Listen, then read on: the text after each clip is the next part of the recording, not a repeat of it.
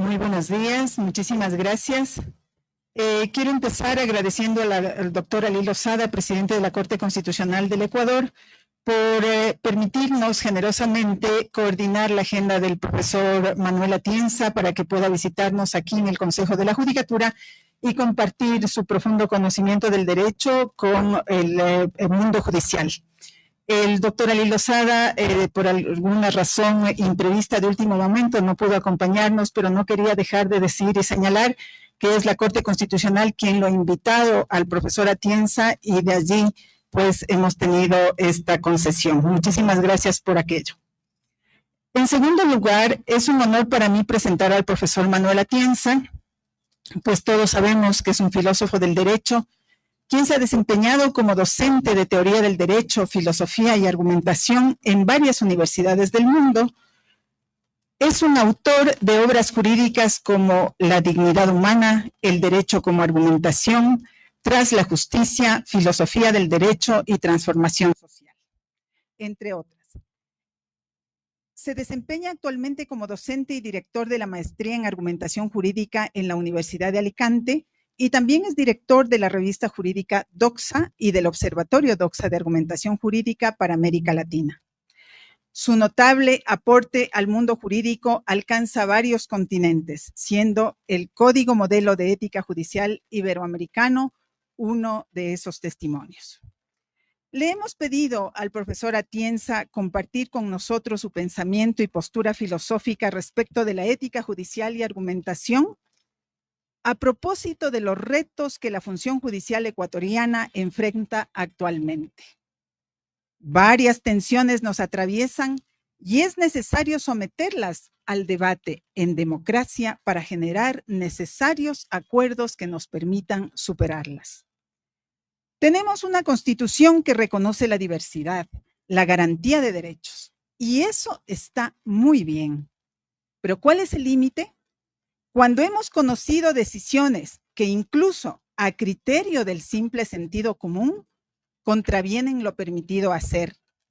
Decisiones que han sido percibidas por la sociedad como abuso del derecho desde la administración de justicia. Sea esto por la lamentable presencia de fenómenos como el narcotráfico, el crimen organizado o la corrupción, que han penetrado en nuestro país y hasta han penetrado en nuestro sistema, o por déficit de comprensión de los principios de la ética judicial que, siguiendo las líneas del Código de Ética Iberoamericano, se tratan de la independencia, imparcialidad, motivación, conocimiento, justicia y equidad, responsabilidad institucional, cortesía, integridad, transparencia, prudencia, diligencia que deben regir la conducta judicial. Principio que lamentablemente a veces son denostados, y no solo en casos concretos, sino también cuando se permite ataques hacia aquellos funcionarios que los cumplen. Para nosotros, la única forma de recuperar la confianza ciudadana es multiplicar y llenar al país de los buenos y excelentes funcionarios judiciales, que los hay, y en mucho número dentro de los más 16,000 funcionarios que tenemos en el sistema. Por esa razón, aprovecho esta ocasión tan especial para reconocer a los jueces, juezas, fiscales, defensores públicos y demás funcionarios que sostienen sus despachos con esfuerzo, porque tenemos limitaciones, mantienen sus despachos al día, que administran justicia con sentido de justicia y que atienden con cortesía. Ellos son los que sostienen nuestro sistema judicial. Profesor Atienza, queremos escuchar de usted, no solo para quienes administran justicia, sino también para quienes debemos fortalecer los procesos de selección y designación de magistradas y magistrados, así como a quienes tenemos que hacer procesos de evaluación, entre otros integrantes de la comunidad jurídica, las comprensiones sobre conducta judicial, independencia interna y externa, imparcialidad como mecanismo de legitimidad, la crítica a la motivación judicial como ejercicio democrático y también el ejercicio contramayoritario. Muchísimas gracias a todos a quienes se han dado cita aquí. Tenemos decanos, tenemos docentes, tenemos jueces, juezas, presidentes de cortes, funcionarios judiciales en general, y por nuestras redes sociales nos están escuchando muchos funcionarios porque se ha generado una gran expectativa por su presencia. Muchísimas gracias por su generosidad en aceptar esta invitación.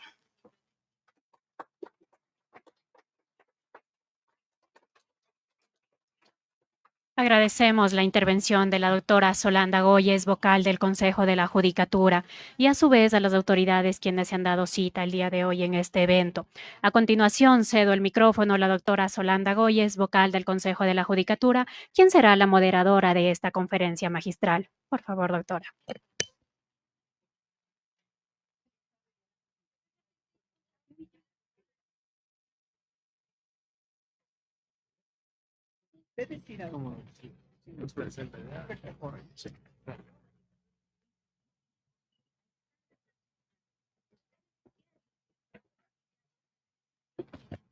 Buenos días.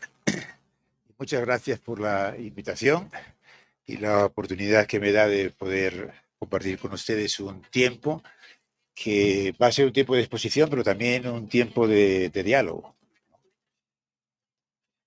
Yo tengo una relación ya de hace tiempo con Ecuador y con muchas personas del mundo jurídico y particularmente del mundo judicial, con el que más naturalmente con Ali Lozada, con el presidente de la Corte Constitucional, que es un gran amigo y por el que siento una enorme admiración profesional.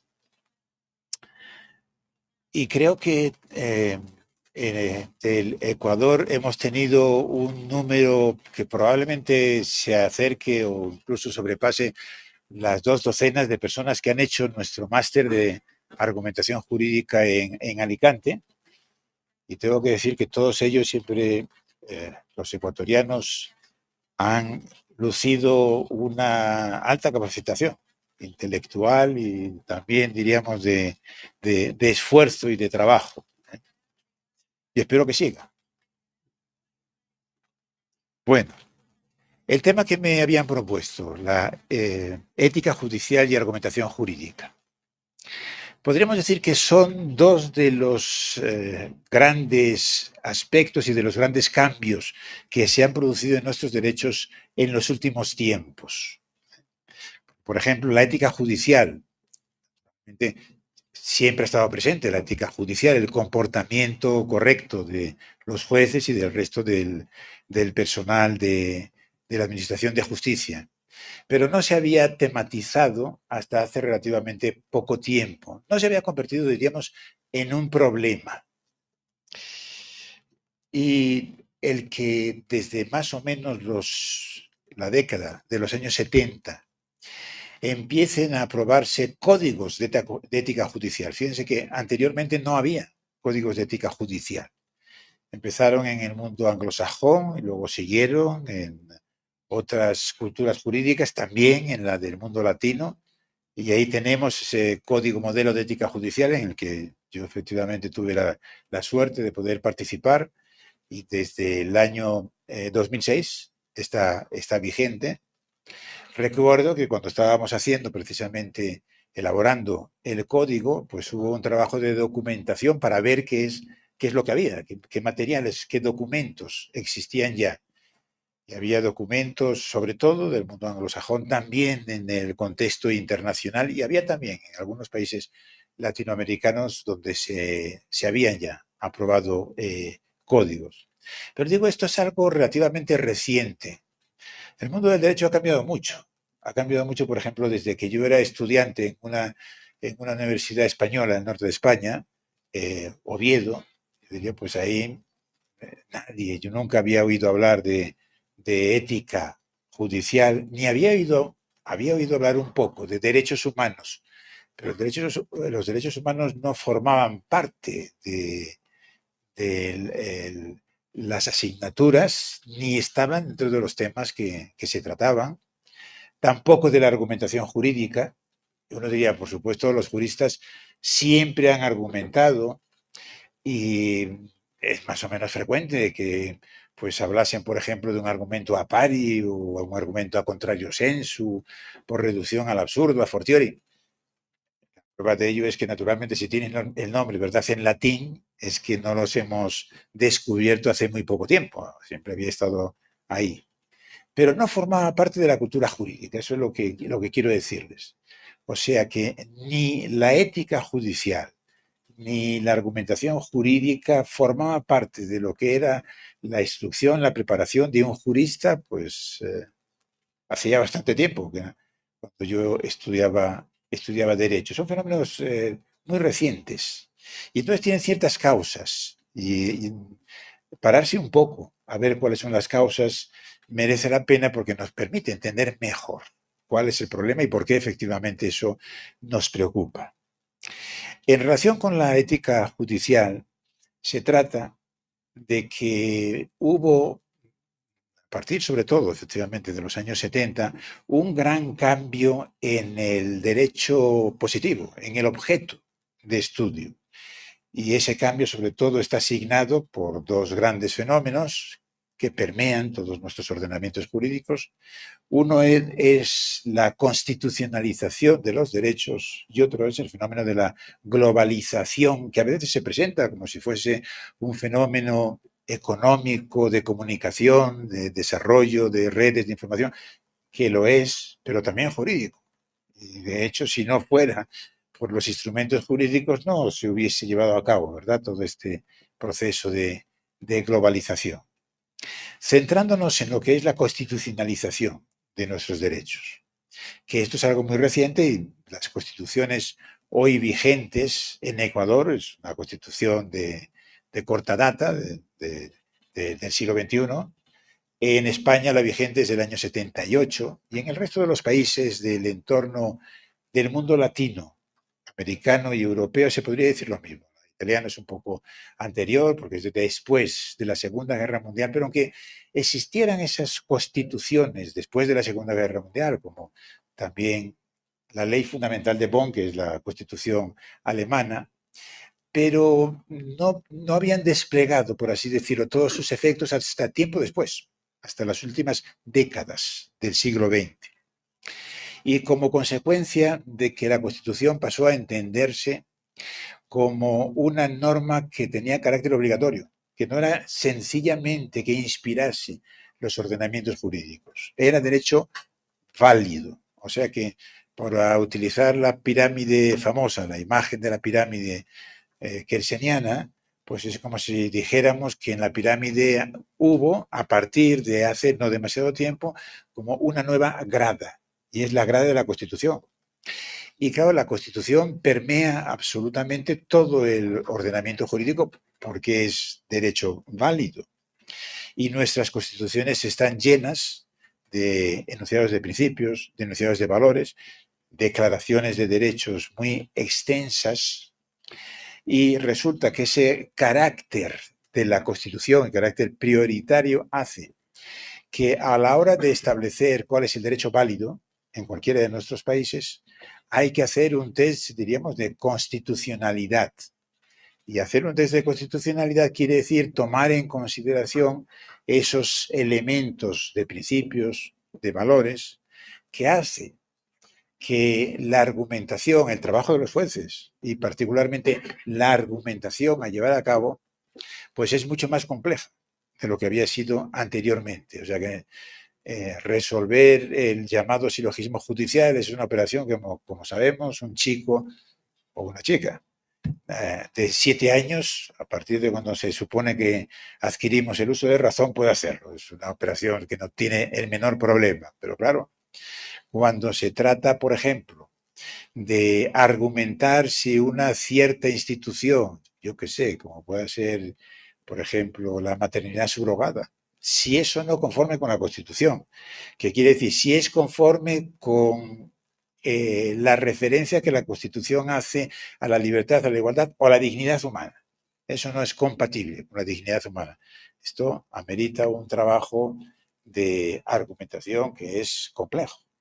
Entonces, eso quiere decir, ha querido decir, como todos ustedes saben muy bien, que el poder de los jueces ha aumentado muchísimo.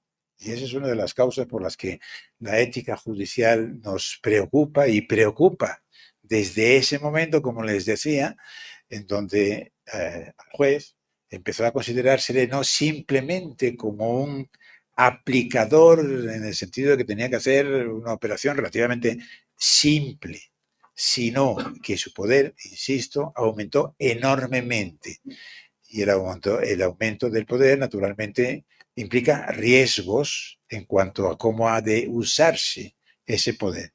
Entonces, esta explicación, diríamos, objetiva, que tiene que ver con que nuestros sistemas jurídicos han cambiado, no son ya los que eran algunas décadas antes. Es una de las explicaciones de por qué le damos tanta importancia a la ética judicial hoy. Y otra de las explicaciones, si se quiere, otro de los factores, es, por así decirlo, subjetivo. O sea, que tiene que ver no con cómo son nuestros derechos hoy, sino en cómo son y quiénes son las personas juzgadoras, diríamos, del presente. Ha cambiado. Y ha cambiado de una manera, yo diría que espectacular. Por ejemplo, fíjense, yo acabé mis estudios de Derecho en esa Universidad de Oviedo en el año 73, en un momento en el que España no había ninguna jueza, porque las mujeres no podían llevar a cabo, emprender, ¿no?, esa profesión. Hoy en día, y en realidad desde hace ya bastante tiempo, las mujeres juezas en España constituyen la mayoría de los jueces son mujeres. Claro, esto es un cambio efectivamente enorme. Podríamos discutir también en qué se ha traducido la aparición de las mujeres, que por cierto, pero por las razones quizás también explicables, que muchas veces se dice, sí, la mayoría del personal judicial son mujeres, pero en los niveles superiores, o sea, en el Tribunal Constitucional y en el Tribunal Supremo, sin embargo, el porcentaje de mujeres sigue siendo muy pequeño, lo cual es cierto, pero está cambiando y está cambiando también de manera rápida y en realidad tiene una explicación, yo diría, aparte que puede haber algún sesgo, pero fundamentalmente es que las mujeres son más jóvenes y van ascendiendo, lo que quiere decir que en no demasiado tiempo van a ser también la mayoría del Tribunal Supremo, del Tribunal Constitucional y de todas las altas cortes. Pero claro, no solamente es una cuestión, diríamos, de género, que es por supuesto importantísima. También el que los jueces en general han dejado de proceder de una determinada clase social. Bueno, en todos los países me parece que más bien podríamos decir que los jueces tienen un estatus social elevado, no por ser jueces, sino porque provienen, digamos, de familias, de estratos de clase media alta, sobre todo, yo diría media alta. En parte también muchos proceden de familias de jueces. Hay como una especie de, también, que es un fenómeno, diríamos, explicable, que sería razonable tomar alguna medida para lograr que en la judicatura pues estuviesen representados, digamos, todas las clases sociales, las sensibilidades, culturas, ámbitos geográficos y todo lo demás. Pero quiero decir que, en definitiva, lo que ha ocurrido es que el juez ha dejado de ser alguien reconocible desde el punto de vista de la personalidad, el arquetipo humano que suponía hasta hace mucho tiempo que significaba ser juez. Hoy es muchísimo más variado, muchísimo menos homogéneo, y entonces esto plantea un problema. El problema que plantea es, ¿y cuál es el modelo de juez que deberíamos de tratar de que prevaleciese? ¿Qué características? Como digo, cuestión que antes no se planteaba, porque todos sabían muy bien lo que quería decir ser un juez. Bueno, pues esta razón, estas causas objetiva y subjetiva, me parece que es lo que explica que hoy parezca tan importante la ética judicial. Y quizás hay otra tercera causa, que es la complejidad, en realidad puede ser consecuencia de la primera, ¿verdad?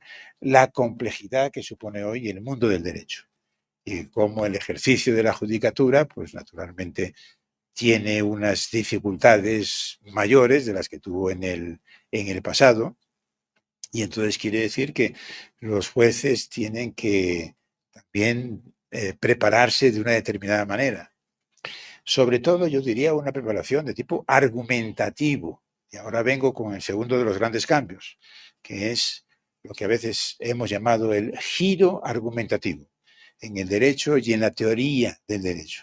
Esto que yo les decía, y probablemente pues las personas que no sean muy jóvenes que aquí están podrían tener la misma experiencia que yo he tenido. O sea que en sus estudios de Derecho, pues nunca habían tenido cursos de argumentación jurídica. Pero en los últimos tiempos las cosas, diríamos, han cambiado, también por una serie de factores.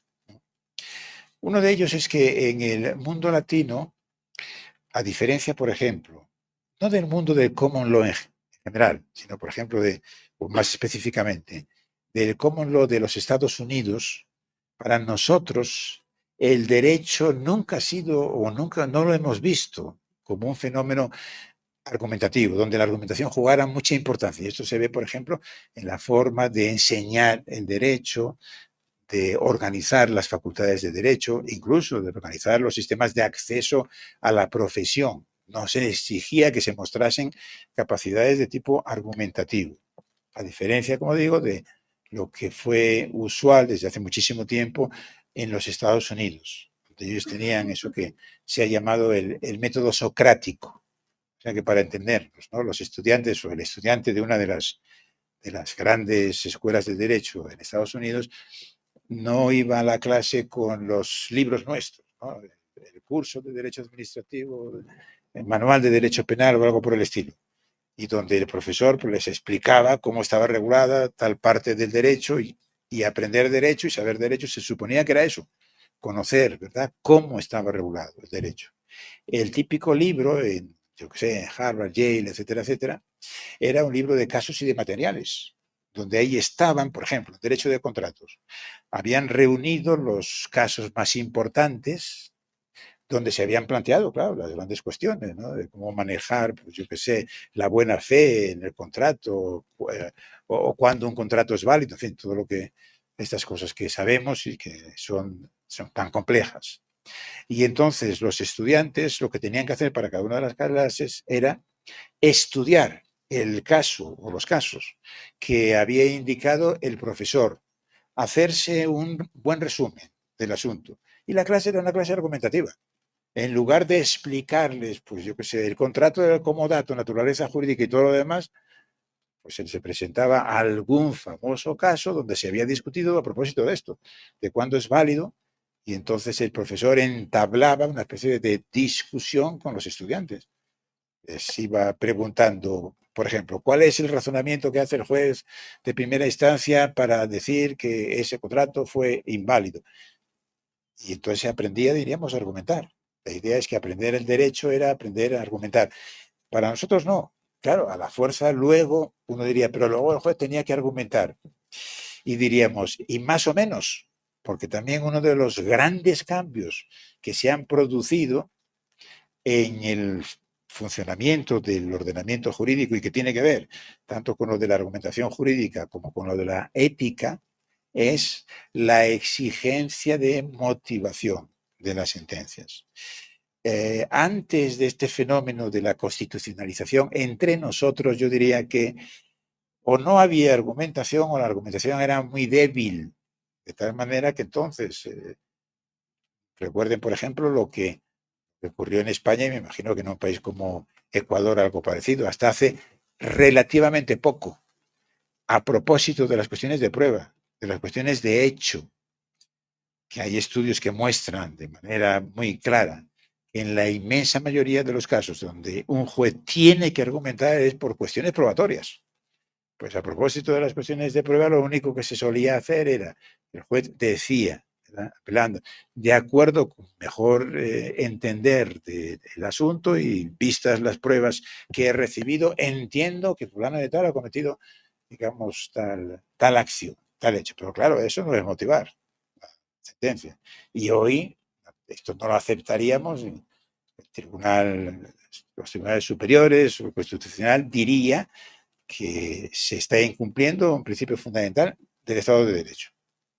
O sea que todo esto quiere decir también que la obligación de motivar hay que verla, de motivar las decisiones, hay que verla como una de las exigencias de ética judicial. O sea que si nos hacemos la pregunta, que es la gran pregunta de la ética, ¿cómo debe ser un juez? El juez ideal, el juez modélico, Pues debe ser alguien que tenga la capacidad de argumentar, de motivar adecuadamente las decisiones y que lo haga, que efectivamente sí lo presente, ¿no? en sus sentencias. Bueno, después diríamos de esta presentación, tratando de, en términos generales, mostrar cuál es la conexión entre esos dos grandes fenómenos de el giro argumentativo en el derecho y la importancia de la ética judicial. Y añado también otra cosa. Yo soy profesor de filosofía del derecho, ¿no? Como ustedes saben, la filosofía del derecho, bueno, a veces se dice que no se pueden distinguir propiamente partes, no tiene partes, una especie de unidad entera, algo así, hay problemas. Bueno, pero los problemas, diríamos, se agolpan como en tres grandes sectores, y por eso solemos hablar en la filosofía del derecho, dentro de la filosofía del derecho, lo que sería la teoría del derecho, el estudio de los conceptos básicos del derecho, la teoría de la ciencia jurídica, que es la teoría del método jurídico. Aquí es donde precisamente se introduciría, ¿no? la argumentación jurídica. O sea que lo que hoy llamamos argumentación jurídica, por eso digo, es nuevo, pero solo relativamente nuevo. No es que sea una invención que se le haya ocurrido a una serie de autores en los últimos tiempos. Lo que pasa es que antes se llamaba de otra manera. Se llamaba más bien metodología jurídica. Y tenía también algunas características distintas de lo que tiene hoy la argumentación jurídica. Bueno, y la tercera parte de la filosofía del derecho, lo que quería decirles, es la teoría de la justicia. Es decir, el problema del valor. Y el problema es cuándo cabe decir que un derecho o una determinada institución jurídica o una determinada norma es justa o no lo es. Ese era el enfoque tradicional de las teorías de la justicia. Como saben, pues se hacía un repaso de todas las grandes concepciones, desde el justnaturalismo, el kantismo, el utilitarismo, el comunitarismo, los Habermas y la teoría del diálogo.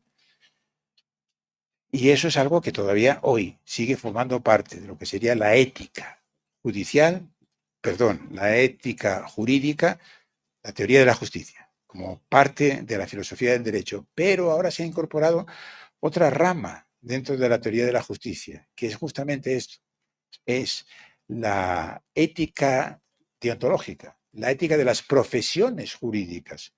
O sea que no solamente ya hay que explicar todas estas cosas, que naturalmente son importantes, conocer lo que es la ética, cuáles son sus grandes conceptos, las grandes teorías, etcétera, etcétera, sino su aplicación como ética aplicada a la profesión judicial, a la profesión de los abogados, a la profesión de los legisladores, etcétera, etcétera. O sea, un gran cambio que se ha producido. Bueno, yo me he interesado por las cuestiones de ética y en particular de ética judicial desde hace mucho tiempo, en parte porque soy muy mayor, ¿verdad? Porque si no, pues desde hace mucho tiempo, es decir, desde hace 30 años, que ya casi dan escalofríos hablar de 30 años. Pero si les dijera que llevo más de 50 años como profesor, pues ya es para echarse a temblar, ¿verdad? De todas.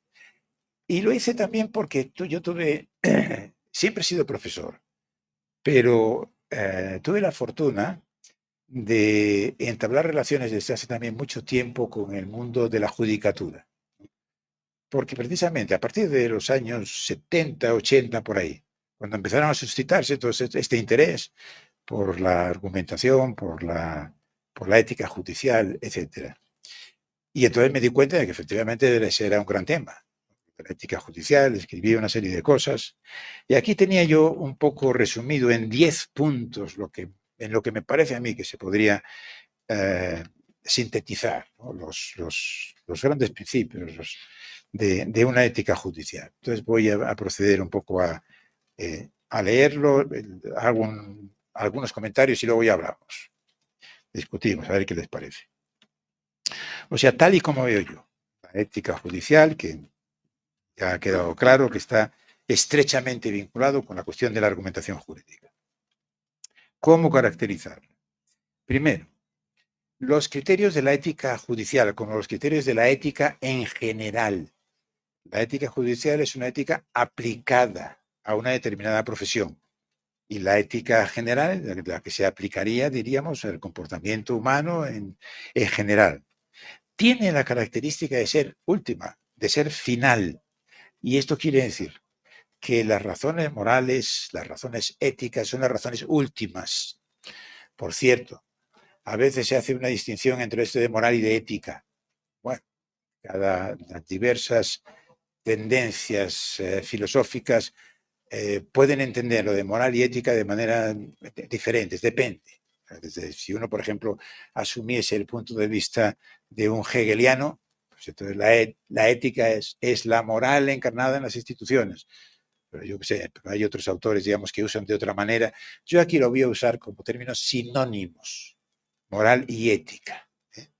Aunque hay una distinción que sí que importa tener en cuenta, porque es la causa de muchos malentendidos.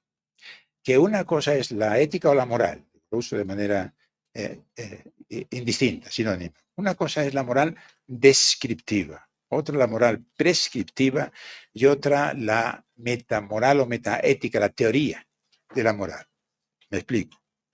La ética descriptiva es una disciplina social, es una ciencia social más si se quiere, que muestra cuáles son las opiniones que la gente a lo largo de la historia o en diversos grupos sociales, países, etcétera, etcétera, tiene sobre las cuestiones que llamamos cuestiones de moral, que son las cuestiones prácticas a las que concedemos mayor importancia. Por eso, por ejemplo, diferenciamos entre una norma moral y una norma de cortesía o de etiqueta. Que a veces puede haber, ¿verdad?, solapamiento. Por ejemplo, yo diría, venir aquí a dar esta conferencia sin corbata tendría que ver con una norma de cortesía, pero como digo, ha cambiado. Que si esto hace 10 o 20 años tendría que haberme yo puesto el lazo adecuadamente. Esto ha cambiado, norma de cortesía. Pero incluso si no dijera, ¿y qué descortés? ¿Por qué no se puso la corbata? Pero no diría, qué inmoral, qué inmoral. Viene a dar una clase, ¿verdad?, una conferencia sin corbata. Bueno, entonces las cuestiones morales son aquellas cuestiones prácticas, o sea, sobre cómo debemos comportarnos, a las que concedemos la máxima importancia. Y por eso también entonces son las cuestiones finales, últimas. Y lo mismo ocurre en el caso de la ética judicial, quiere decir, las razones que los jueces tienen para decidir de una manera o de otra. Bueno, hay razones naturalmente de mucho tipo. Una de ellas es seguir el ordenamiento jurídico bajo el cual un juez desarrolla, ¿verdad?, su función. Otras son razones que pueden ser estratégicas. Se toman las decisiones porque de esa manera es como se consiguen mejores relaciones, imaginemos en el caso de un tribunal, con sus compañeros, o la manera como uno piensa que va a poder seguir ascendiendo en la carrera, etcétera, etcétera. Y al final, las razones últimas, estas son las razones morales. O sea que si uno dice, bueno, muy bien, has tomado esta decisión porque te parece que de esa forma es como mejor te va a ir a ti, o mejor le va a ir al tribunal del que formas parte. Pero luego viene la pregunta ética. ¿Y lo has hecho bien? ¿De acuerdo? Bueno, entonces, carácter final. Y ahora, lo de los 3 niveles. La ética o la moral descriptiva. Saber qué es lo que piensa la gente. Por ejemplo, en relación con la ética judicial, qué es lo que piensan los propios jueces o la sociedad sobre qué implica para un juez comportarse adecuadamente. Y uno diría, bueno, y esto naturalmente cambia de país a país, puede cambiar de grupo social a grupo social, pero es un dato que, por supuesto, nos interesa conocer. Pero una cosa es la ética o la moral descriptiva y otra cosa es la moral prescriptiva. Y entonces, por ejemplo, uno podría decir, la manera usual de funcionar de la jurisdicción en tal país, supongamos que sea un país imaginario, es la corrupción. O sea que sabemos que los jueces, digamos, se mueven a impulsos de el dinero que las partes o los abogados, diríamos, le suministran. ¿De acuerdo? Y lo ven bien. Es decir, lo ven bien porque a lo mejor cobran sus salarios, son reducidísimos, lo que sea. Pero claro, una cosa es esa y otra cosa es la ética prescriptiva. La cuestión de decir, bueno, con independencia de cómo lo vea la gente, ¿está bien o está mal lo que hacemos o lo que hacen? ¿De acuerdo? La ética prescriptiva. Claro, esta última es la más importante. Lo otro es una serie de informaciones que son útiles. nos planteamos nos hacemos la pregunta de la ética judicial, lo que queremos decir es esto. Y cuando digo que tiene carácter final, me refiero a eso. A que en último término, cuando uno se hace la pregunta, ¿el juez ha actuado bien o no? Es una pregunta de ética prescriptiva. Y entonces el juez no puede decir, he actuado bien, porque todos mis compañeros hacen lo mismo. Esto no vale. Has contestado en términos de ética descriptiva, de qué es lo que suele pasar, de cómo se suele comportar la gente. Pero lo que te estoy yo preguntando y lo que los códigos de ética judicial tratan de lograr es que los jueces se comporten de acuerdo con esos parámetros, que son de ética prescriptiva, ¿verdad?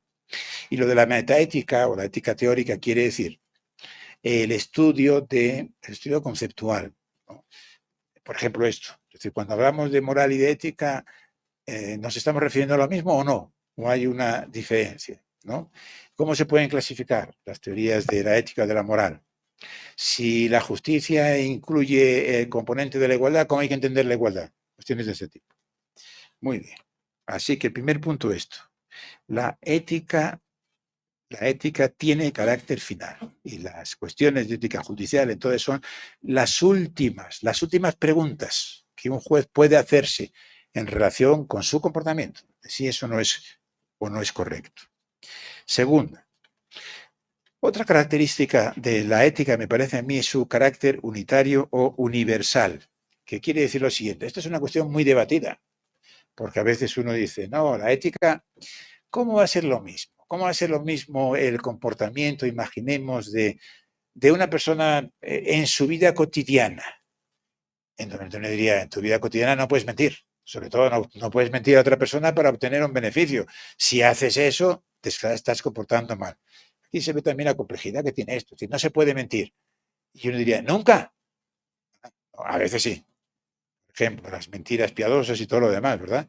Si decimos, bueno, si mentir o no decir algo, por ejemplo, digamos a un paciente, en el caso de un médico, que no le diga a un paciente que sabe que tiene una serie de características psicológicas, que se le informara de que su situación pues, es prácticamente terminal, lo único que le va a producir es un gran sufrimiento, y entonces no dirían, no se lo digas. El comportamiento moral no consiste en decirle, bueno, digo que ponía como el ejemplo de lo complicado que es la moral.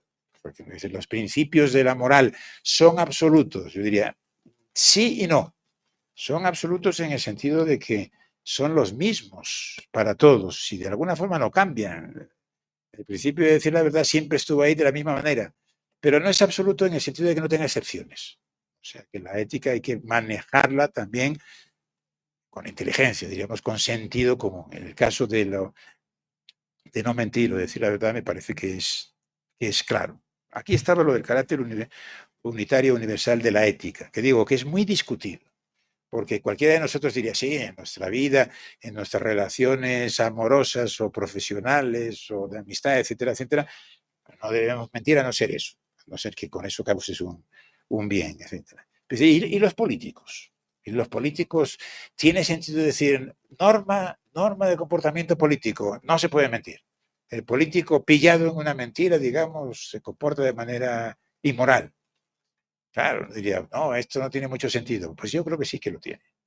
Sí que lo tiene, aunque también uno podría decir que en el caso de la política el principio de veracidad sigue rigiendo como rige para las personas en su vida cotidiana o en los jueces, pero luego hay que modularlo. Y entonces uno entendería que naturalmente un político tiene que ser prudente y tiene que tratar de lograr el bien común, para lo cual a veces no se puede decir todo. Y hay cosas que se tienen que callar. Y entonces uno entiende que un político en algún caso puede actuar bien, pero fíjense, los principios son los mismos. Y entonces lo que hay es sencillamente modulación de los mismos principios en cada una de nuestras profesiones o actividades. E inmediatamente uno diría, ¿y cuáles son estos principios? Pues yo diría que los que todos sabemos y los que formuló de manera, que diría yo, magistral Kant en lo del imperativo categórico. El principio de la igualdad, él lo llamaba universalidad, igualdad, ¿no? Obra de tal manera que la máxima de tu conducta pueda servir al mismo tiempo como ley universal. ¿Pero qué quiere decir? Igualdad. Es decir, que tú no puedes establecer una norma que no estés dispuesto a que se te aplique también a ti. Igualdad. Dignidad. segundo principio de Kant. ¿Qué quiere decir? Que no puedes instrumentalizar a otro. A otro, él decía, a otro ser racional. Bueno, no entremos en quién es. Aquí hay un problema muy complicado ahora. Por ejemplo, ¿son racionales, por ejemplo, las máquinas? Y si lo fuesen, entonces tenemos también que concederles dignidad y no podríamos instrumentalizarlo. Dejémoslo de eso fuera, pero digamos dignidad. No se puede instrumentalizar al otro, pero también aquí hay que entenderlo bien. No se puede instrumentalizar a otro, quiere decir que no puedes tratar a otro puramente como un medio, pero eso no quiere decir que constantemente nos estemos instrumentalizando. O sea, por ejemplo, yo si tuviese un problema o quisiera saber algo sobre el derecho en Ecuador, pues tomaría a alguno de ustedes como instrumento para enterarme. Digo, a ver, ¿cómo está regulado en Ecuador tal cuestión? Pero con eso no estoy atentando contra su dignidad. Le estoy tratando como un medio para obtener una información, pero no lo estoy tratando solo como un medio, no le estoy instrumentalizando. Eso es lo que decía Kant, y ese principio, naturalmente, es un principio que siempre ha estado ahí, ha formado parte de esa ética prescriptiva, de la ética justificada, aunque no se haya respetado, ni se respete hoy tampoco, no se haya respetado, claro. Una institución como la esclavitud es obvio que supone el no trato respetuoso, ¿verdad?, de los demás. Y hoy, por supuesto, que los atentados a la dignidad humana pues, están a la orden del día, todos los días. Pero la ética, como decía un gran profesor español, Javier Muguerza, lo decía así con una cierta sorna, él decía, la ética no es de este mundo. Claro, en esa época, en la época del franquismo, será del otro mundo, será una cuestión religiosa o algo así. No, lo que quería decir es que no es del mundo del ser, de lo que pasa, de cómo la gente se comporta, sino del mundo del deber ser, de cómo deberíamos comportarnos, de qué deberíamos hacer, ¿verdad? Bueno, el segundo, la dignidad. Y el tercero, la libertad, la autonomía, también planteado por Kant. ¿Qué quiere decir entonces? Las éticas profesionales, la judicial y todas las otras, son aplicaciones de unos mismos principios éticos. Lo que no cabe es pensar que para el político o para el juez esos principios no valen. Claro que valen. Tienen naturalmente que valer. Otra cosa es que como los principios hay que entenderlos adecuadamente, piensen en lo de en no decir falsedad, etcétera, etcétera, pues entonces hay ciertas modulaciones características de lo que es la profesión. Segundo punto, creo que me estoy extendiendo demasiado. 40 minutos y nos faltan 10. Y nos faltan 10, muy bien. Pues trataré de atenerme al tiempo. No sé si esa es una norma de deontología profesional, ¿no? De un conferenciante atenerse al tiempo. Atenerse al tiempo es una norma deontológica, sí. La más importante norma deontológica, yo creo, de un expositor es no aburrir. ¿No es verdad? No aburrir. Bueno, así que no me digan al final que les he aburrido. ¿Qué es lo que les estoy diciendo? No me digan al final que les he aburrido, es como una invitación a que mientan. Pero claro, es una mentira que tiene cierto contexto. O sea que si decir la verdad causa un daño, más o menos innecesario, no me lo digan. Es la cosa. Bueno, una broma, ¿eh? Si lo quieren decir, estoy perfectamente abierto a escucharlo. Tercer punto, la ética judicial es necesaria. Cuando digo que es necesaria es porque durante mucho tiempo, y en algunos contextos, estoy pensando sobre todo en el contexto judicial español, se pensó que no era necesaria la ética judicial. ¿Por qué no era necesaria? Porque, claro, decían los propios jueces, ya tenemos el derecho. Entonces, ¿en qué consiste comportarse bien por parte de un juez? ¿En seguir el derecho? En no cometer ningún delito ni ninguna falta disciplinaria y nada más. Claro, eso tiene como trasfondo una concepción, diríamos, positivista del derecho, que separa estrictamente el derecho de la moral. Dice, no, ¿cómo que el juez, además del derecho, tiene que tener en cuenta cosas que no son estrictamente del derecho, sino que son cuestiones morales, deontológicas? Es necesario. Pues sí que es necesario la ética judicial, porque el derecho no lo es todo. Y fíjense, a la hora, la clave de la ética judicial es la definición del buen juez. ¿Qué quiere decir ser un buen juez? Y ahí tenemos que ser un buen juez no implica simplemente no cometer delitos, no ser corrupto. Por supuesto, si eres corrupto no vas a ser un buen juez. Pero es algo más que eso, que no cometer delitos o no haber incumplido alguno de estos deberes, o sea, que sean motivo de una medida disciplinar o algo así. De la misma manera que uno diría, ¿y qué significa ser un buen profesor? Pues ser un buen profesor no quiere decir únicamente que das tus clases y que corriges los exámenes y que tratas de no ser arbitrario y cosas por el estilo. Ese es un profesor, diríamos, pues aceptable, no comete arbitrariedades y con él se puede aprender algo. Pero una cosa es eso y otra cosa es cuando alguien dice, este es un buen profesor o este es un gran profesor. Pues con los jueces pasa lo mismo. Uno puede decir, este es un juez decente, es decir, no es un delincuente. No aprovecha, ¿verdad?, la profesión para obtener beneficios y tal. Pero es muy distinto cuando uno dice, este es un modelo de lo que tiene que ser un juez. ¡Qué gran juez! ¡Qué gran juez! De eso va la ética. De eso va la ética. Porque si no, claro, sería redundante.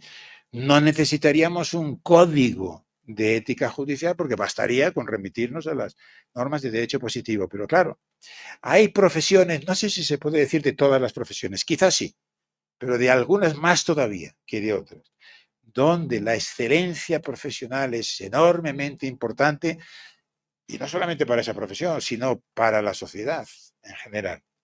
El que tengamos jueces no simplemente aceptables, sino modélicos. Uno diría, bueno, no, todos los jueces no van a ser modélicos, no van a ser excelentes, pero por lo menos que tuviésemos un cierto número de jueces excelentes, esto tiene una gran importancia. Bueno, es lo que tradicionalmente se llamaba profesión, ¿no? Implicaba, entre otras cosas, este tipo de asuntos. Bueno, lo que quería decirles es que entonces la ética efectivamente es necesario, porque la excelencia del juez, la idea del buen juez, ¿y qué quiere decir buen juez? Es central. El cuarto punto. El cuarto punto, el anterior era si es necesario. Este cuarto punto tiene que ver así, si es posible que construir una ética judicial. Bueno, ya es posible porque efectivamente ahí están los códigos que lo han hecho. Pero bueno, eso quiere decir que haya códigos, pero uno podría decir, pero no tienen valor. Si no tuviesen valor, es como si dijéramos, ¿verdad? No es posible hacerlo. Algunos piensan que también, refiriéndome a lo que es la cultura o lo que era la cultura española de cuando empezaba esto, cuando empezábamos a discutirlo en los años 80, 90, por ahí, que decían, no es posible construir una ética judicial. ¿Por qué no es posible? Pues porque la ética es algo simplemente relativo. Cada uno tiene su ética o cada grupo tiene su ética. Y entonces imponerles o decirles, por ejemplo, a los jueces, esos son los principios a los que tenéis que acomodar vuestra conducta. Por ejemplo, en el Código de Modelo de Ética Judicial, como se había recordado, pues el principio de independencia, de imparcialidad, de motivación y todos los otros, ¿no? De responsabilidad institucional y todo lo demás. Diría, bueno, pero ¿por cómo? ¿Cómo vas a imponer eso? Es posible. Si pensamos que la ética es un fenómeno que está más allá de la razón, pues entonces diríamos, no, eso es una cuestión de gustos. En el fondo, decir, la ética es como una cuestión de gustos. Es como si uno dijera, te tiene que gustar la fabada, no sé si saben lo que es. Es el plato típico de mi tierra, de Asturias.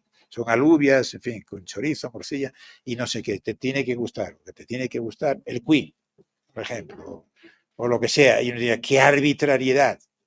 Pero fíjense que esto, que desde un cierto punto de vista te puede parecer absurdo, pero no lo es. Y ha habido grandísimos juristas, yo diría que casi los juristas más famosos del siglo XX que han sostenido prácticamente esto, empezando por Kelsen. Kelsen, en un librito que se tituló el What is Justice, ¿qué es justicia?, hizo un repaso a las diversas concepciones de la justicia, fue mostrando, según él, por qué ninguna de ellas era atendible, y al final llegó a la conclusión de que la justicia era algo irracional. Algo irracional. lo más importante, decía él, pero de lo que no se puede discutir racionalmente. Sería como esto, como una cuestión de gusto o algo así, ¿verdad? Y Alf Ross, que es otro de los grandes juristas del siglo XX, también famosamente, en un libro muy importante sobre el derecho y la justicia, él dice, hablar sobre la justicia, invocar, dice, la justicia es como dar un puñetazo sobre la mesa. ¿Qué quiere decir? Ya, dejémonos de argumentos y vayamos sencillamente al terreno de las emociones. O sea, abandonar la razón y entrar simplemente en lo emocional. Como digo, algo parecido a lo del gusto culinario por el estilo. O sea, que entonces el que sea posible la ética judicial y en general la ética implica que la ética es algo objetivo, que no es meramente relativo, que no se puede decir que cada uno o cada grupo tiene sus opiniones, tiene sus preferencias, sin más. Yo creo que hay un punto muy importante que hay que defender, es ese carácter objetivo de la ética. Fíjense, objetivo no quiere decir absoluto. Yo creo que el absolutismo en ética es una concepción equivocada, pero cuando nosotros discutimos en serio sobre problemas morales, les decía, no es cualquier tipo de cuestión sobre cómo uno debe comportarse, sino aquellas a las que concedemos más importancia, erigimos una pretensión de objetividad. O sea que si yo digo, por ejemplo, que la maternidad subrogada en algunos casos está justificada, no estoy diciendo sencillamente, a mí se me ha ocurrido esto, o yo tengo esa preferencia, o dado, imaginemos que yo no tengo hijos y que me gustaría tenerlos, etcétera, etcétera, veo que la única posibilidad a mi alcance es este. No, estoy diciendo otra cosa. Estoy diciendo que no solo para mí, sino que para cualquiera debería considerar que eso está bien, está justificado. Sí, vayamos al caso de la eutanasia, lo mismo. Si uno defiende la eutanasia es porque piensa que eso es lo objetivamente correcto. ¿Cierto? No la eutanasia obligatoria, digamos, sino el poder decidir cómo quieres acabar tu vida, si estás en una situación de esos grandes sufrimientos, etcétera, etcétera. Esta pretensión de objetividad, que yo creo que es ineliminable de la ética. Pero eso no quiere decir absoluto, no quiere decir que sea absoluto, sino que muchas veces discutiendo un problema moral, y volvamos de nuevo, una cosa muy controvertida como esto de la maternidad subrogada, es posible que uno al comienzo se plantee como su pretensión de corrección de que eso es inaceptable, no es conforme con la moral, y que luego, al entrar en una discusión racional con otras personas, pues cambie de opinión. Es posible porque resulta que se le dan informaciones de las que él no disponía o se le hacen algunas aclaraciones de tipo normativo que no conocía, lo que fuera, que cambie su opinión. ¿De acuerdo? Cambiar tu opinión es perfectamente compatible con la idea de que es objetivo. Piense, lo más objetivo en lo que solemos pensar es la ciencia. Las opiniones científicas, naturalmente, que han cambiado, ¿no? Y algunas radicalmente y otras, diríamos, sencillamente se han corregido, se ha introducido algún pequeño cambio o algo así. Y esa ética que tiene que ser objetiva, entonces, al mismo tiempo es falible, pero también la ciencia es falible. Un científico, digamos, establece una hipótesis y construye una teoría científica, sabe que es falible, que a lo mejor después aparecen otros que muestran, mediante investigaciones en laboratorios o lo que sea, que eso no es del todo correcto. Falible, que te puedas equivocar. Y que entonces esa pretensión, diríamos, de objetividad se desarrolla en el contexto de un diálogo racional. El derecho no es como la ciencia. La ciencia tiene la posibilidad, naturalmente, de, a través de la experimentación, las ciencias experimentales, la matemática o la lógica no, a través de la experimentación ver el criterio de si es verdadero o falso. Nosotros en el derecho o en la moral no tenemos eso, pero tenemos otra cosa, que es un poco el análogo. Tenemos el discurso racional, el diálogo racional, la posibilidad de discutir con los otros. Y discutir con los otros quiere decir que vas a oír opiniones, informaciones de las que tú en principio no disponías. Y si tienes la actitud adecuada, quiere decir que cambiarás tu opinión si efectivamente las razones tienen suficiente peso. Bueno, quinto punto. Ahora ya me quedarán 2 minutos o algo así, nada más. Rapidísimo. Quinto punto. Los grandes principios estos de la ética judicial, los que aparecen, como ya se había el director referido a ellos, o sea, independencia, imparcialidad, motivación y las otras, pero las más importantes, lo que se considera como más importante, digamos, son las dos primeras, independencia e imparcialidad. Entonces, un buen juez ético es un juez que tiene que ser imparcial. ¿Qué quiere decir? Que tiene que actuar sin sesgo de ningún tipo a la hora de interpretar las normas o a la hora de considerar como acreditado un hecho, sin sesgo de ningún tipo. ¿Quiere decir que tiene que ser infalible? Naturalmente que no. Pero quiere decir que tiene que esforzarse y tomar las medidas adecuadas para maximizar las posibilidades de objetividad y de que efectivamente no haya un sesgo. Independencia, ¿qué quiere decir? Que el juez solo debe tener en cuenta las normas de su ordenamiento jurídico, de su sistema jurídico. Y aunque estas cuestiones morales de las que estoy hablando, pero a la hora de hacer una interpretación, inevitablemente el juez va a hacer consideraciones morales, pero tienen que ser no las consideraciones morales que él, como el individuo, acepte, que a lo mejor pueden ser mejores que las que están en el propio derecho. Tienen que ser las consideraciones morales compatibles con el derecho. Como sabemos, nuestros derechos en las constituciones incluyen, ¿no?, una moral. Y el tercer elemento era lo de la obligación de motivación, de la que ya había hablado. Esto es un punto que se ha desarrollado particularmente en ese código iberoamericano de ética judicial, por lo que antes les había explicado. Porque en el mundo latino, diríamos, tradicionalmente adolecemos de darle suficiente importancia a la motivación, ¿no? A diferencia de lo que ocurrió en el Common Law, no por razones de que ellos sean mejores, más democráticos y cosas por el estilo, sino que porque un sistema de precedentes no podría funcionar si no fuera de esa manera.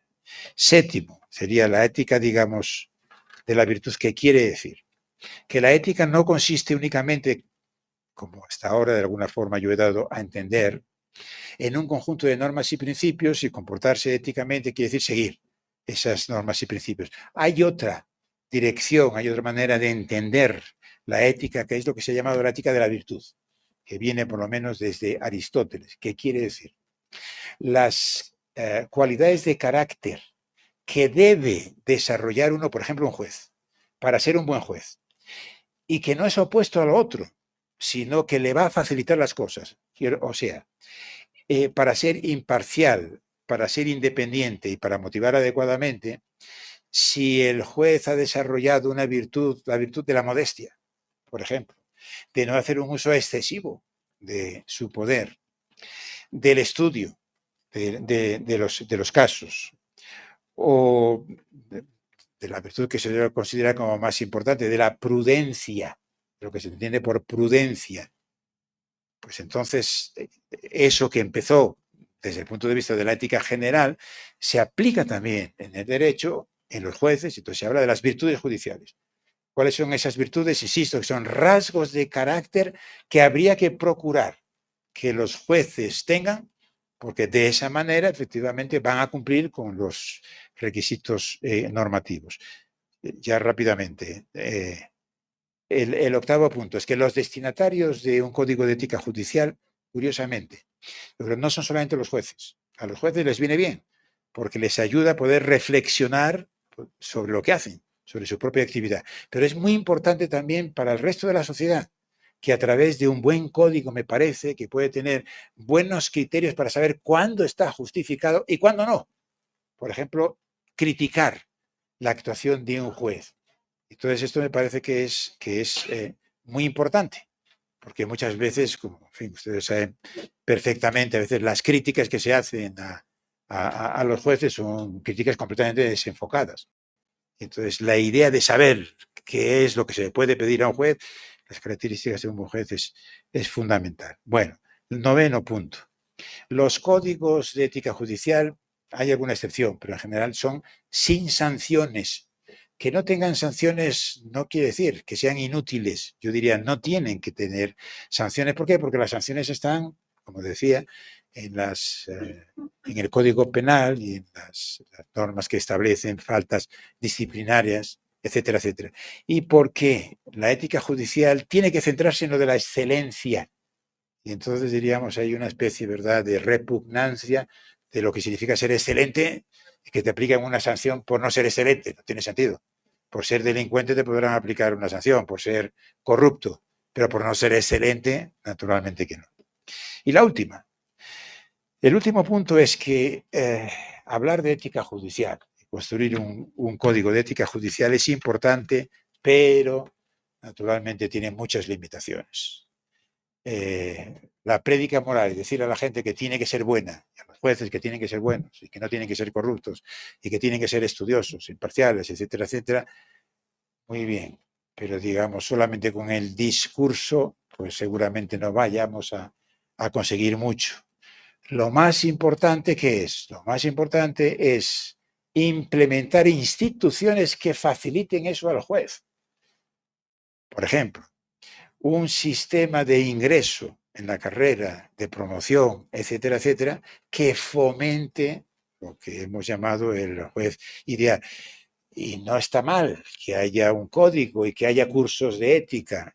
Yo soy de los que doy cursos de ética, pero tiene que darse cuenta de que naturalmente su valor es un valor naturalmente muy relativo. Lo más importante es lo otro. Lo más importante, digamos, es que eso forme parte de las instituciones. Muchas gracias.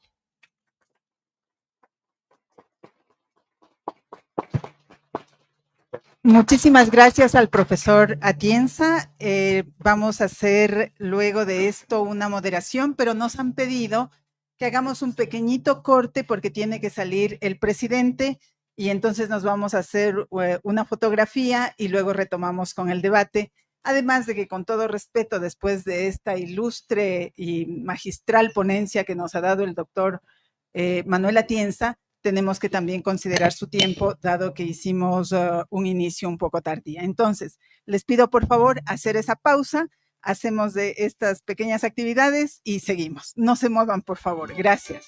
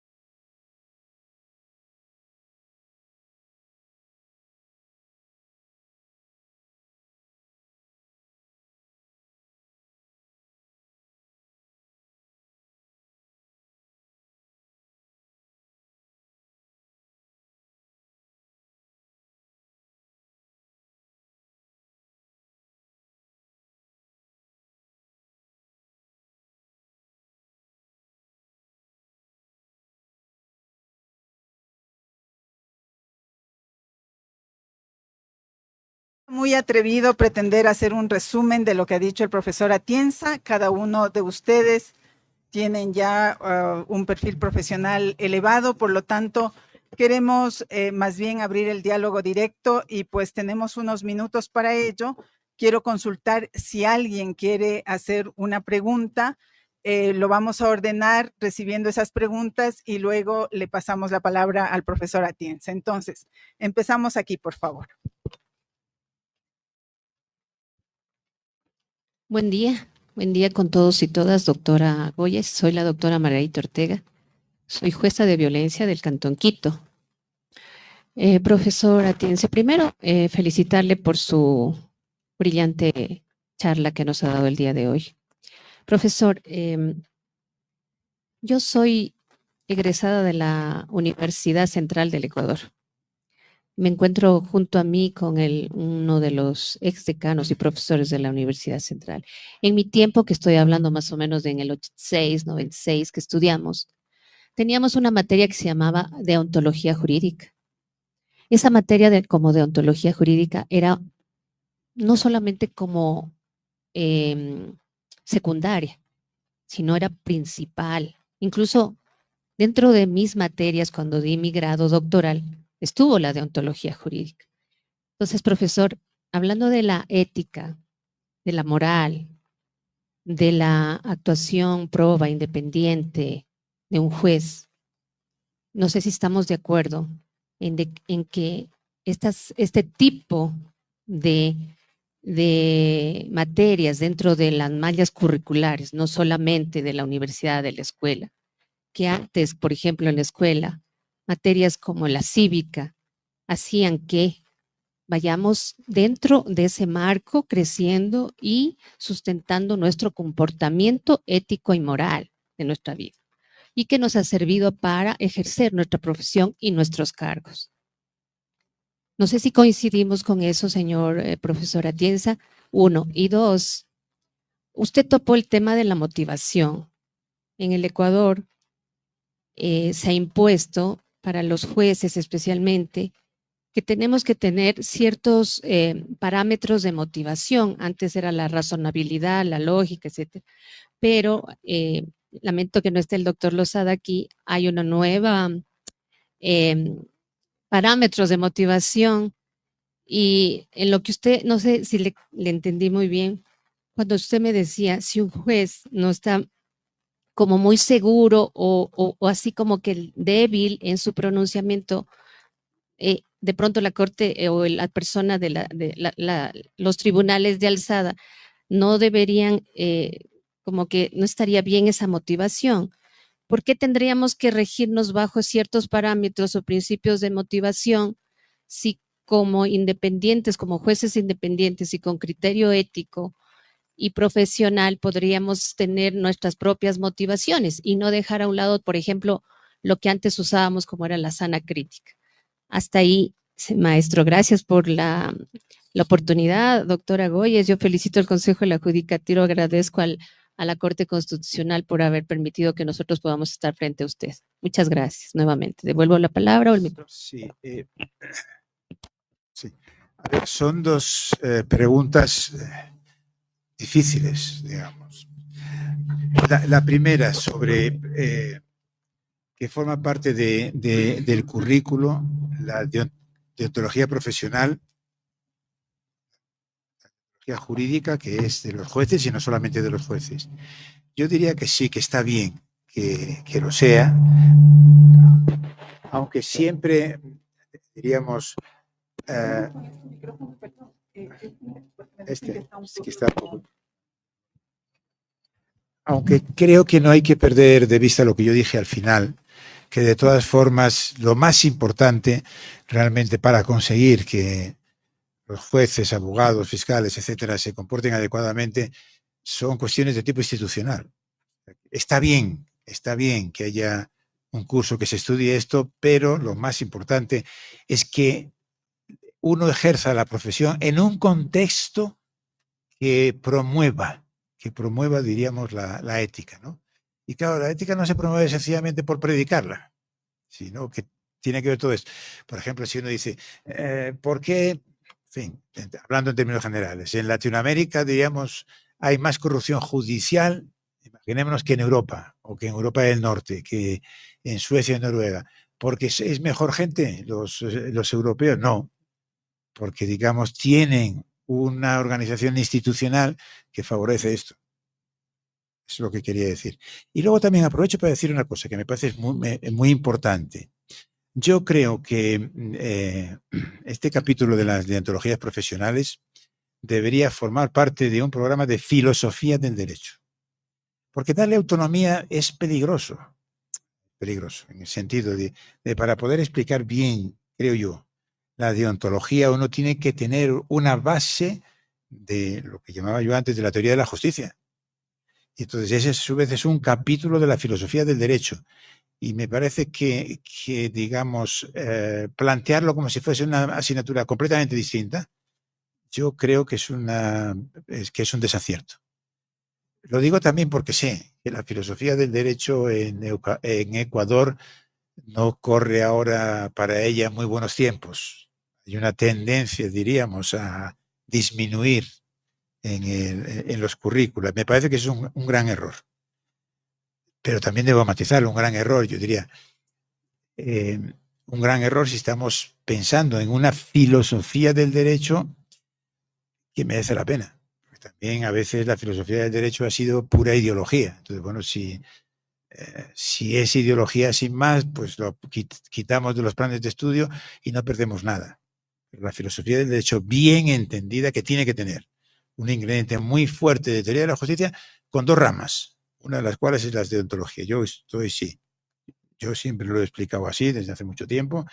Me parece que eso es algo importante. Claro, la segunda cuestión que me plantea, tenía una cierta información del asunto. Es una cosa, sí, bien complicada, diría, ¿no?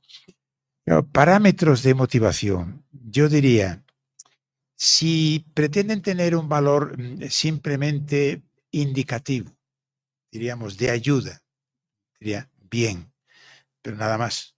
Yo creo que lo que no puede ser son como normas sí, que se imponen a los jueces. A mí me parece que eso no, porque efectivamente sí, está de por medio de la independencia judicial, claro. Y al mismo tiempo también aquí hay una cuestión de prudencia, que a la hora, pero estoy seguro que Alí Lozada lo habrá hecho con suma prudencia, que al poner estos requisitos, digamos, indicativos, se hayan puesto también de tal manera que lo que se ponga sean las cuestiones básicas que de alguna forma nadie podría criticar. Yo qué sé, que no hay que cometer errores lógicos. Bueno, eso naturalmente no puede ser objeto de ninguna disputa. No se puede cometer errores lógicos. Que hay que respetar el principio de universalidad, me parece que tampoco. Pero hay otras cosas, digamos, que sí, que ahí ya hay coloraciones distintas según la posición filosófica o teórica, ¿no?, que se asuma y todo esto. Es complicado, esa pregunta creo que tiene muchas aristas, es difícil, ¿sí? Es difícil de responder. Muchísimas gracias, profesor. Le damos la palabra aquí al compañero, aquí adelante y atrás, y cerramos con aquello. Muchísimas gracias. Buenos días. Muchas gracias, profesora Atienza. Siempre es un gusto saludarlo. También tuvimos la oportunidad de compartir una maestría en la Universidad de Castilla-La Mancha con usted. Arrimarse un poco más, digo, porque hay un ruido de fondo. ¿Me escucha? Ahí sí, me escucha. Ahí sí. Sí.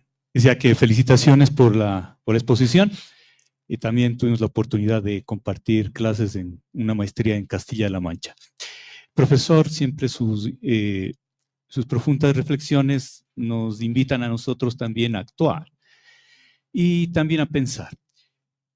Dos puntos que son esenciales que usted dijo cuando habló de el poder de los jueces.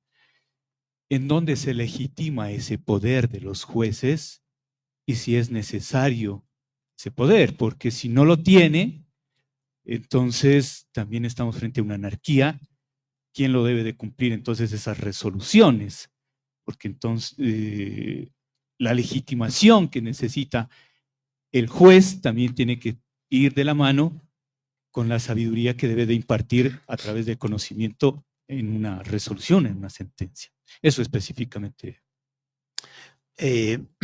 Sí, yo creo que el poder de los jueces sí es una necesidad y sobre todo, digamos, el aumento de poder de los jueces, que eso está muy en el centro de la discusión contemporánea, ¿verdad?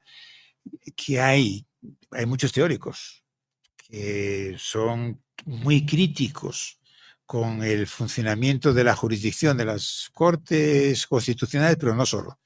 Es decir, que los jueces están haciendo un uso, diríamos, arbitrario de su poder, ¿no? Y deberían restringirse, diría, muchísimo más de lo que está ocurriendo, ¿no? Yo creo que es inevitable que concedamos o que hayamos concedido más poder a los jueces. ¿Por qué? Porque si vivimos dentro del paradigma del Estado constitucional de derecho, que implica constituciones con todas estas declaraciones de derechos, etcétera, etcétera, y si nos lo tomamos en serio, es decir, nos parece importante, fundamentalmente, la garantía de los derechos para la gente, pues entonces no queda otra que aceptar también que el poder de los jueces tiene que aumentar. Ya no puede ser el juez del Estado, diríamos, legislativo de derecho. Va a tener más poder. El juez que no se limita a hacer una subsunción, sino que, por ejemplo, tiene que ponderar y tiene que resolver un caso en donde resulta que hay una contraposición de derechos en juego.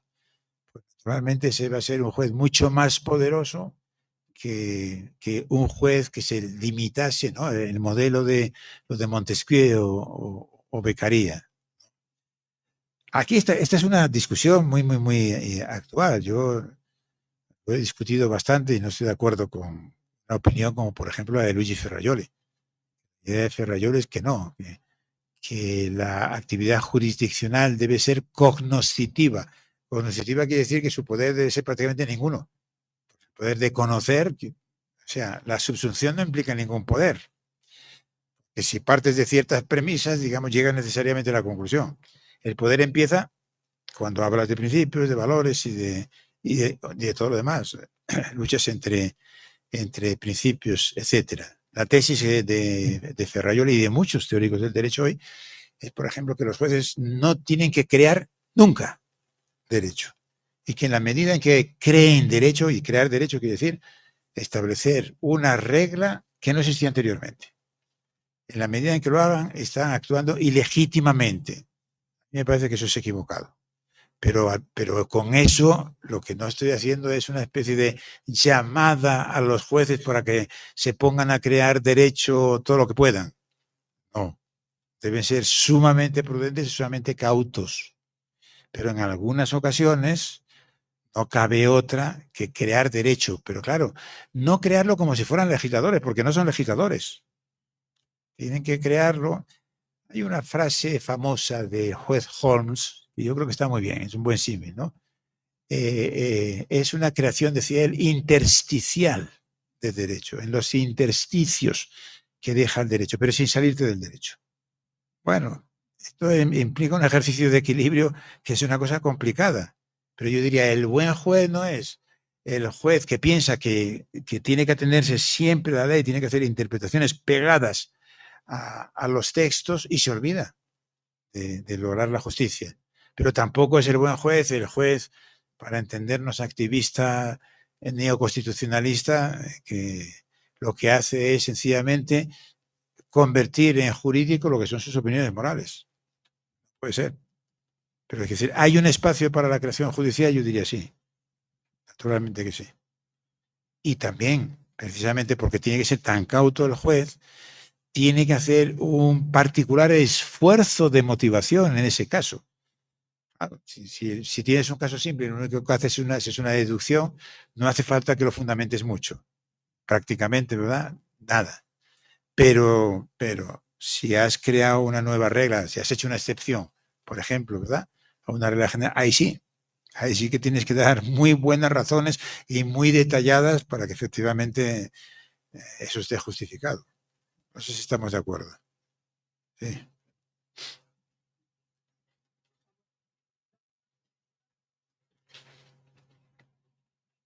¿Aló? En primer lugar, agradecer muchísimo al Consejo de la Judicatura por abrir este espacio para dialogar sobre un tema tan importante como es la ética jurídica y la argumentación jurídica. Felicitar al doctor Atienza por tan brillante y clara exposición. Faltó tiempo, es mi modesta opinión. Es mejor que falte, Sí. que sobre. Y efectivamente quiero referirme al 10º punto que usted trató, del cual además en la respuesta a una pregunta dijo que hay que tomar mucho en cuenta aquello.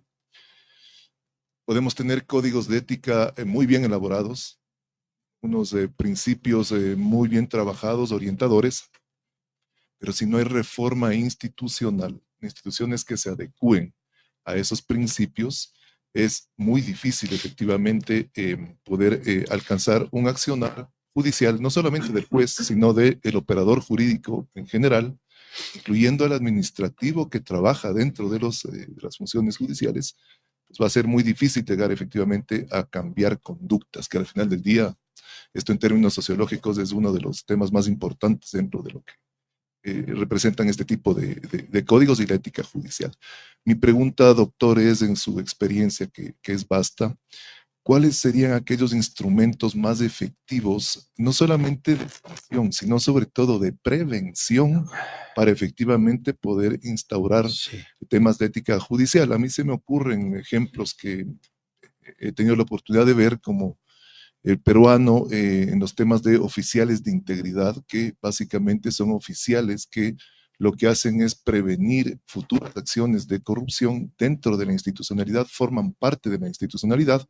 Simplemente estoy dando un ejemplo, pero le dejo esa consulta, doctor, por un poco de curiosidad institucional. Sí, totalmente de acuerdo en la importancia de lo institucional. Me venía a la cabeza una frase que un filósofo español, Fernando Savater, suele decir, no a propósito del derecho, ¿no? Pero él decía que un poco pensar que se pueden resolver los problemas con prédicas morales es como pensar que un incendio lo puedes apagar con un hisopo de agua bendita. No, necesitas, digamos, los bomberos y una organización adecuada.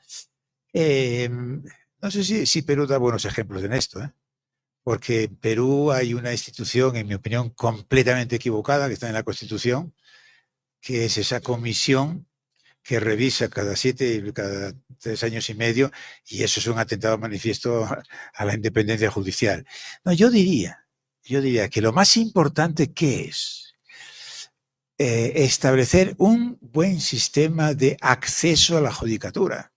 Es como pasa lo que pasó cuando a los dentistas se les ocurrió que había que fluorar el agua para evitar las caries. Pues claro, medida preventiva. Y no se hace. O sea que en Latinoamérica, sobre todo, yo creo que hay sistemas muy débiles de ingreso en la carrera y luego se piensa que se corrige a base de cursos, no sé qué. Yo creo que lo más importante sería un sistema muy riguroso de ingreso para filtrar ahí y para que quien vaya a ser juez pues tenga, digamos, podamos maximizar las oportunidades de que va a ser una buena persona, no corrupto y cosas por el estilo. Eso me parece que es muy importante, ¿no? Y luego cosas obvias que a lo mejor se puede poner más bien en negativo. Sabemos cuáles son las instituciones que contribuyen a que efectivamente a que los jueces no se comporten de manera ética. Claro, un sistema arbitrario, por ejemplo, de promoción, ¿sí? Un sistema como el peruano de que resulta que ya no solamente un juez de una determinada instancia esté sometido a los recursos de los superiores, sino que un órgano administrativo y le diga sencillamente no me ha gustado tanto como has decidido en los últimos años, por lo tanto, fuera de la carrera. O, lo peor de todo, lo que está ocurriendo en México, ¿no? El sistema de la reforma judicial, la elección popular de jueces. Pues es decir, ¿cómo acabar con la independencia judicial así? En estas cosas yo diría que en realidad no hace falta pensar mucho.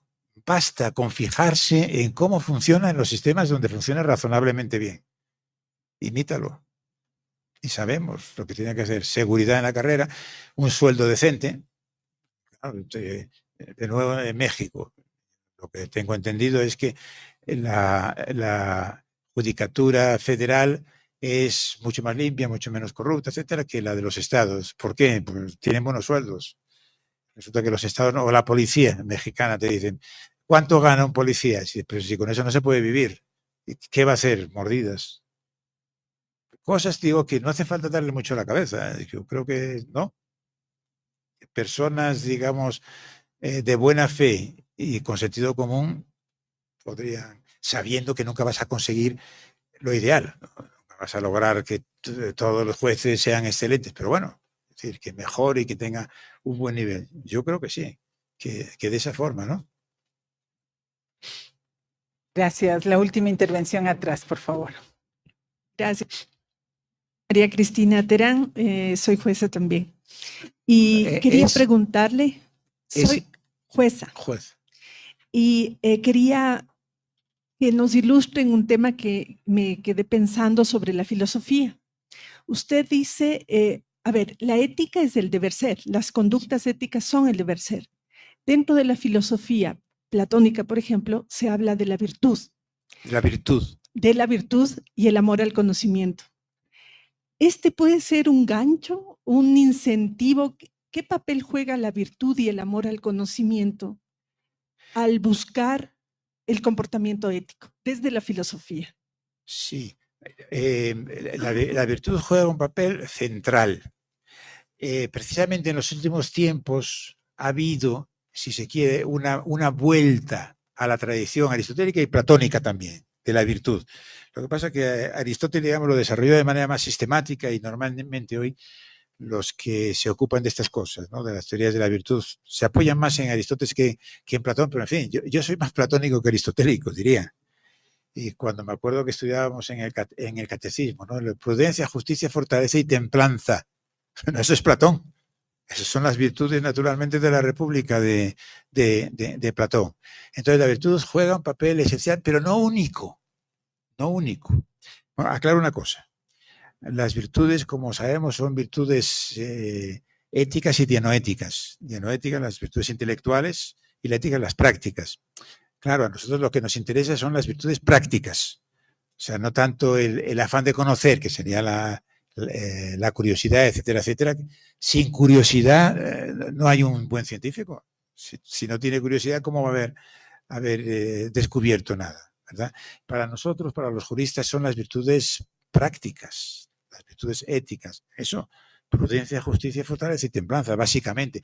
Y todas las otras son desarrollo, efectivamente, desarrollo de Platón, ¿no? Como lo que decía aquel filósofo de Oxford, me parece que era, ¿no? Que la filosofía era Platón y notas a pie de página de lo que había dicho Platón. Bueno, pues en esto me parece que valdría también. Y así. Ahora, todo, digamos, se puede exagerar.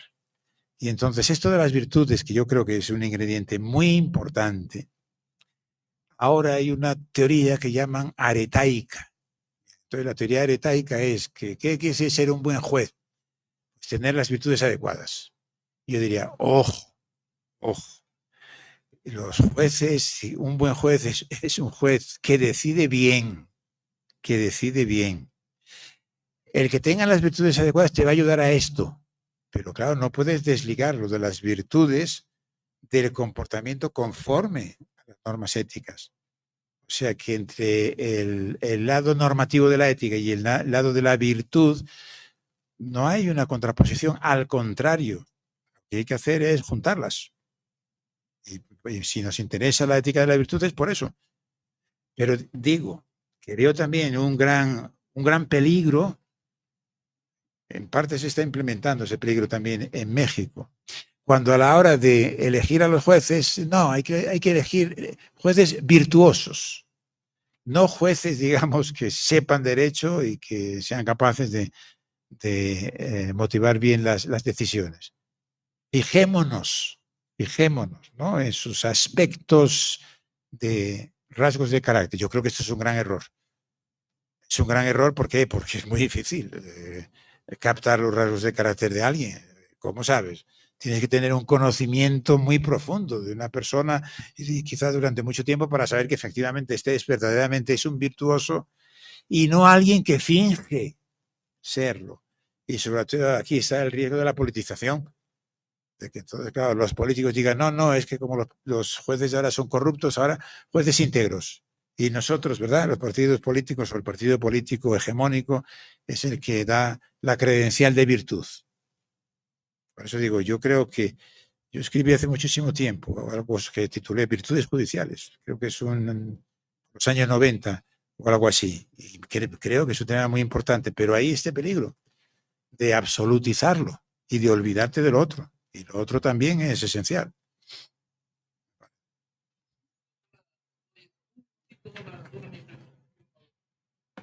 Siga. Gracias. Al parecer, salvo un buen criterio de ustedes, la ética judicial y la ética en general es de pronto algo etéreo, algo que solamente raya en el lirismo y que de pronto no tiene por qué ser cumplido por un determinado funcionario público. Mi pregunta es, ¿qué tal usted ve que sea posible que en la legislación internacional en general y en la legislación nacional particularmente se pueda crear una ley orgánica de ética pública en la que, por ejemplo, se pueda incluir a la ética judicial? Esa es mi pregunta. Gracias. Sí, a ver, existe ya, eso se llaman los códigos de buenas prácticas. Tienen un cierto valor, pero insisto y vuelvo de nuevo a lo que usted me decía. Está bien, puede servir como orientación a los funcionarios, etcétera, etcétera, pero lo más importante es cambiar las instituciones y construir un tejido institucional que favorezca el comportamiento ético. Porque en el mundo latino somos muy dados a las grandes proclamas y entonces a creernos, hemos hecho una ley de ética pública, por lo tanto, digamos, ya hemos mejorado automáticamente el comportamiento de la gente. No, no es así. Bueno, me digo, puede jugar un papel, pero lo esencial es las instituciones. Crear un tejido institucional que lo haga posible. Y luego un sistema de control, claro.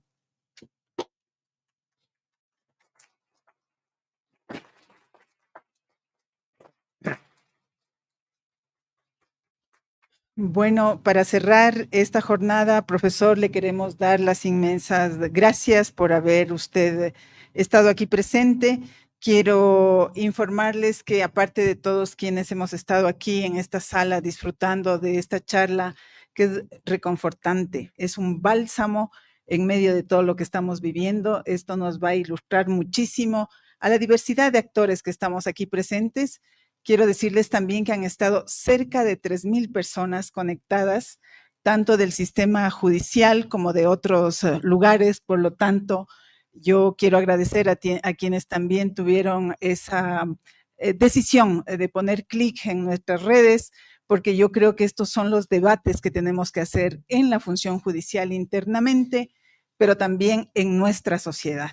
Nos ha dicho el profesor Atienza, tenemos que fortalecer las instituciones. Esa será la única manera con la que podamos soportar y limitar el avance de los altos niveles de violencia y de esta injerencia de algunas fuerzas oscuras, le voy a llamar, respecto de nuestras instituciones y que nos tienen preocupados todos los días por los temas de seguridad, por los temas de una incertidumbre sobre el futuro. Somos quienes estamos en las instituciones los que podemos cambiar. Y todas estas reflexiones profundas que nos ha hecho el profesor Atienza nos van a servir de muchísimo. Por eso, muchísimas gracias. Doy por cerrado este evento.